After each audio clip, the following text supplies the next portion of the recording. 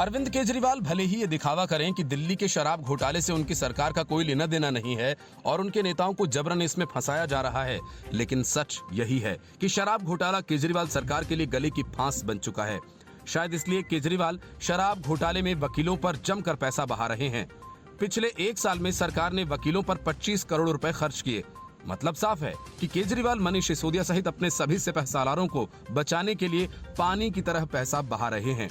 उप मुख्यमंत्री मनीष सिसोदिया शराब घोटाला में मुख्य आरोपी हैं। गौरतलब है कि इस मामले में प्रवर्तन निदेशालय ने दूसरी चार्जशीट भी दायर कर दी है, जिसमें 12 आरोपी बनाए गए हैं। लेकिन मामले के मुख्य आरोपी मनीष सिसोदिया का नाम अभी तक ईडी की चार्जशीट में नहीं आया है।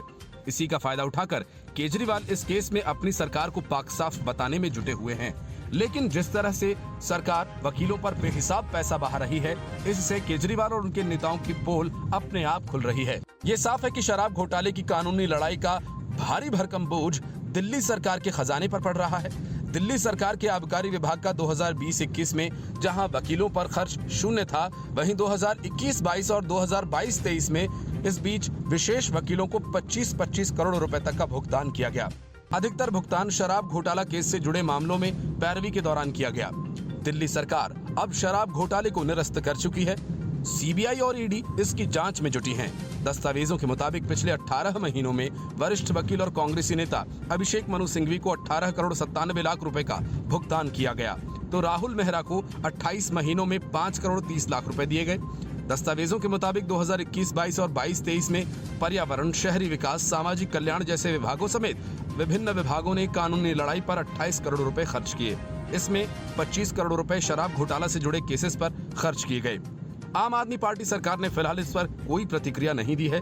वहीं अभिषेक मनु सिंघवी और राहुल मेहरा ने भी इस पर कोई प्रतिक्रिया नहीं दी है। बता दें कि दिल्ली सरकार ने 2021-22 में नई आबकारी नीति बनाई थी। 17 नवंबर 2021 को इसे लागू किया गया और इन नियमों को लेकर भाजपा ने केजरीवाल सरकार के खिलाफ मोर्चा खोल दिया और घोटाले के आरोप लगाए।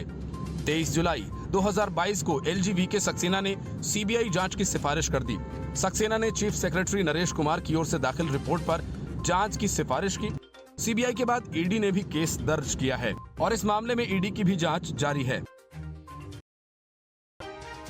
तुष्टीकरण की नीति की मास्टर खिलाड़ी कांग्रेस अभी भी अपनी हरकतों से बाज नहीं आ रही है। कहने को तो वो भारत जोड़ो यात्रा से देश को जोड़ने निकले हैं, लेकिन ऐसा लगता है कि उनकी इस यात्रा का मकसद भी तुष्टीकरण के सहारे अपनी राजनीति को साधना है। तभी तो कांग्रेस बार बार देश में बहुसंख्यक समुदाय को अपना निशाना बनाती है। राहुल गांधी दिखाने को तो जनेऊधारी ब्राह्मण हैं, मंदिरों के चक्कर लगाते हैं, लेकिन विवादों की यात्रा बन चुकी भारत जोड़ो यात्रा में राहुल गांधी ने एक बार फिर से कांग्रेस का गंदा दोहरा चरित्र दिखा दिया। लेकिन अब की बार उन्हें मुक्की खानी पड़ी और उनका जमकर विरोध भी शुरू हो गया। राहुल गांधी हिंदुओं की पूजा पद्धति पर दिए गए अपने बयान को लेकर एक बार फिर घिर गए। दरअसल उन्होंने कहा था कि ये देश पुजारियों का नहीं बल्कि तपस्वियों का है। इस पर कई पुजारियों और संतों ने आपत्ति जताई है और ये आरोप लगाया कि राहुल गांधी ने अपने बयान से उन लोगों का अपमान किया है जो पूजा करने में जुटे हैं। राहुल गांधी ने हरियाणा में कहा कि कांग्रेस तपस्या में भरोसा करती है जबकि भाजपा पूजा में विश्वास रखती है। उन्होंने कहा था कि भाजपा और आरएसएस वाले लोगों को मजबूर करते हैं कि वे पूजा करें, लेकिन भारत पुजारियों का नहीं बल्कि तपस्वियों का देश है। उनके इस बयान को लेकर युवा तीर्थ पुरोहित महासभा से जुड़े उज्जवल पंडित ने कहा कि राहुल गांधी ने भारत की सनातन परंपरा का अपमान किया है। इस परंपरा में पुजारियों का काफी अहम योगदान रहा है। उन्होंने कहा कि इससे साफ हो गया कि राहुल गांधी सिर्फ दिखावे के लिए तिलक लगाते हैं और जनेऊ पहनते हैं। उन्होंने कहा कि राहुल गांधी का बयान ब्राह्मणों का अपमान करने वाला है। स्वामी दीपांकर ने कहा कि राहुल गांधी ने मोहब्बत की दुकान खोलने की बात कही थी, लेकिन वे नफरत की बातें करने लगे। उन्होंने कहा कि राहुल गांधी को इस तरह की बात करने से पहले सोचना चाहिए था। एक तरफ वे लोगों को एकजुट करने की बात कर रहे हैं तो दूसरी तरफ इस तरह के बयान दे रहे हैं। उन्होंने कहा कि क्या राहुल गांधी के मुताबिक पुजारियों को समुद्र में फेंक देना चाहिए। दीपांकर ने कहा कि उन्होंने इतनी बड़ी यात्रा निकाली, लेकिन मैं हैरान हूं कि ऐसा बयान राहुल गांधी ने दिया। गंगोत्री धाम के रजनीकांत सेमवाल ने कहा कि सनातन धर्म में पुजारियों की अहम भूमिका रही है। प्राचीन परंपरा को पुजारी ही आगे बढ़ाते हैं। राहुल गांधी को इस परंपरा का अध्ययन करना चाहिए। यूपी में प्रयागराज समेत कई जगहों पर पुजारियों ने राहुल गांधी के खिलाफ प्रदर्शन भी किए। वहीं बाबा बैद्यनाथ के धाम देवघर के पुजारियों ने कहा कि राहुल गांधी को अपने बयान पर माफी मांगनी चाहिए। बहरहाल राहुल गांधी और उनकी पार्टी अब की बार अपने ही खेल में फंस चुकी है और इसका जबरदस्त विरोध हो रहा है। 500 करोड़ रुपए खर्च बिहार में जातीय उन्माद फैलाने की योजना पर काम कर रहे नीतीश कुमार अब अपने ही राज्य में घिरते जा रहे हैं।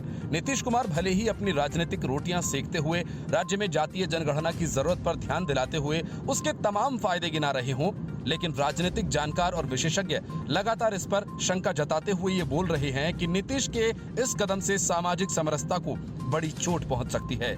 वहीं अब किसी जमाने में नीतीश कुमार के खास सिपहसालार रहे चुनावी रणनीतिकार प्रशांत किशोर उर्फ पीके ने जाति आधारित जनगणना को लेकर नीतीश कुमार पर तंज कसा है। पीके ने कहा कि जातीय जनगणना से समाज में उन्माद फैलेगा, जिसे नीतीश कुमार अनदेखा कर रहे हैं। यही नहीं, उन्होंने नीतीश कुमार से जातीय जनगणना के वैज्ञानिक साक्ष्य मांगते हुए कहा कि नीतीश कुमार सिर्फ जनता को बरगला रहे हैं। पूर्वी चंपारण में पदयात्रा पर चल रहे प्रशांत किशोर ने कहा कि जाति आधारित गणना समाज जोड़ने के लिए नहीं बल्कि सामाजिक समरसता को तोड़ने के लिए है। उन्होंने आगे कहा कि दरअसल जातीय जनगणना का वैधानिक आधार है ही नहीं। जातीय गणना का फायदा गिनाने वाले मुख्यमंत्री नीतीश कुमार को ये विस्तार से उदाहरण देकर बताना चाहिए कि इसका वैधानिक आधार क्या है। उन्होंने ये भी पूछा कि इससे जनता को क्या और कैसे लाभ होगा। पीके ने दावा किया कि बिना कोई सर्वे या गणना कराए मैं कहता हूं कि राज्य के 13 करोड़ लोग आज भी देश भर में सबसे पिछड़े और गरीब हैं। सरकार उनके विकास की योजना बनाए। प्रशांत किशोर ने कहा कि जातीय गणना से समाज में निचले पायदान पर स्थित लोग और नीचे चले जाएंगे, उनका भला नहीं होगा। उल्टे समाजवाद के नाम पर बिहार का समाज अलग अलग खंडों में बंट जाएगा। नीतीश जी का मकसद भी यही है, बिहार की जनता को मूर्ख बनाने का काम किया जा रहा है। गौरतलब है कि बिहार में जातीय गणना की प्रक्रिया शुरू हो गई है, जिस पर करीब 500 करोड़ रुपए खर्च किए जाएंगे। ये प्रक्रिया मई 2023 तक पूरी भी हो जाएगी। राज्य में जाति आधारित गणना का पहला चरण 7 जनवरी को शुरू हुआ। मुख्यमंत्री नीतीश कुमार ने खुद वैशाली के हरशेर गांव में शिव शरण पासवान और मनोज पासवान के घर के पास खंभे पर 1 लिखकर 14 दिनों तक चलने वाले इस सर्वेक्षण का विधिवत आगाज कराया। पहले चरण की यह प्रक्रिया 21 जनवरी को पूरी हो जाएगी। इसकी रिपोर्ट मई अंत या जून तक आने की संभावना है।